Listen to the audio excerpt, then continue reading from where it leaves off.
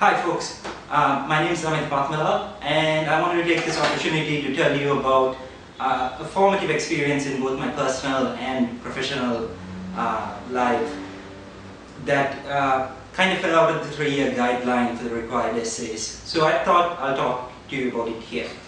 So in the summer of my senior year in 2008, I ran into a little bit of financial trouble. So I started looking around for work. Unfortunately, I couldn't find anything outside of this construction gig in rural Virginia. Now, at the time, I was double majoring in economics and philosophy, and I joined the company with my buddy John, who was a college dropout, but he had majored in lit. So the job instantly appealed to our romanticized notion of manual labor, and we really got in that bubble and started going a little bit out of the reservation.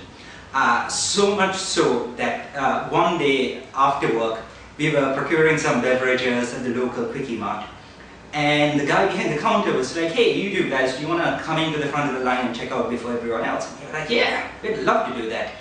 We walk up, we pay for our merchandise, and then off we go. And the second we go outside, we both react the same way. We were like, "Hey dude, did you see how they just kind of let us jump in line?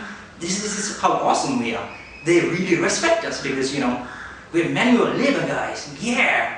And in reality, what actually happened is that, there are certain unquantifiable aspects of working out in the 100-degree sun for around 9 hours a day.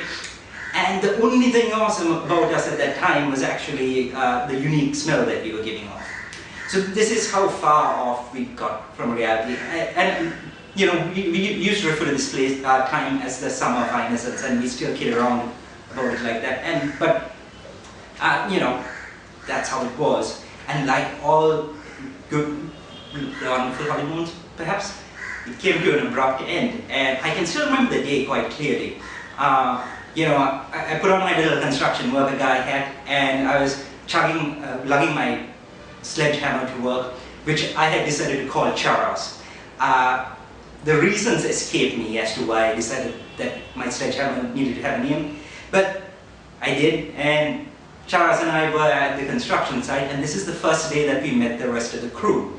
And I was greeted by happy, smiling faces, really nice guys. The only problem was these guys were just about to break 7 feet, and I'm 5 foot something. I don't know if you need it for scale, but obviously I was worried.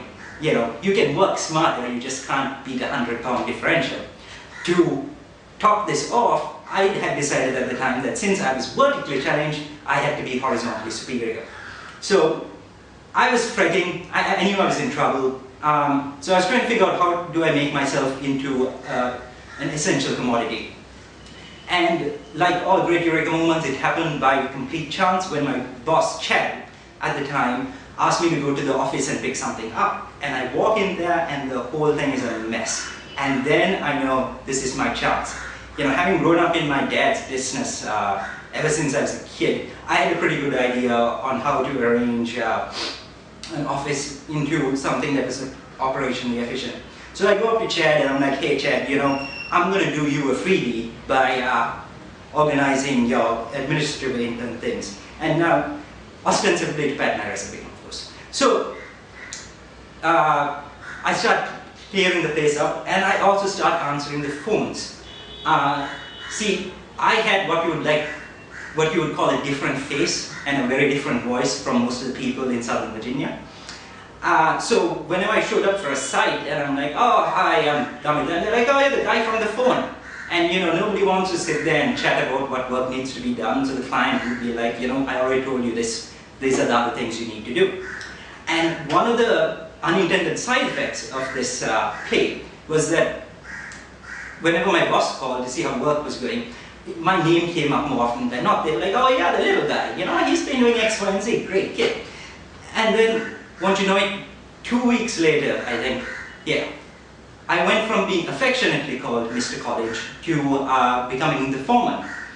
And that was like a huge breakthrough for me, but still, I was in a lot of trouble because I didn't have the expertise to successfully, beat any engagement. So what did I do then? I decided that whenever we enter a new situation, if I don't have the expertise to successfully beat it, I would pick the best person for the job and let them take point, even though I was the foreman. And that's one of the times I really learned the importance of proper team building and how to get the best outcome for everybody.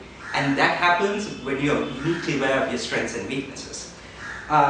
So to this day, whenever I face a great challenge or a great obstacle, I always look back at my time in construction in Southern Virginia, because sometimes it gives me the answer, sometimes it lets me know that if I try hard enough, the answer is out there.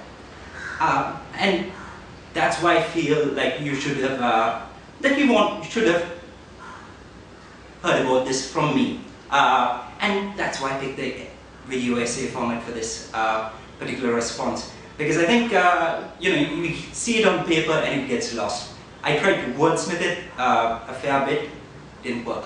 So, thanks again for taking the time to listen to me ramble on about my college career. I hope you found it insightful, and I hope to hear from you. Thanks.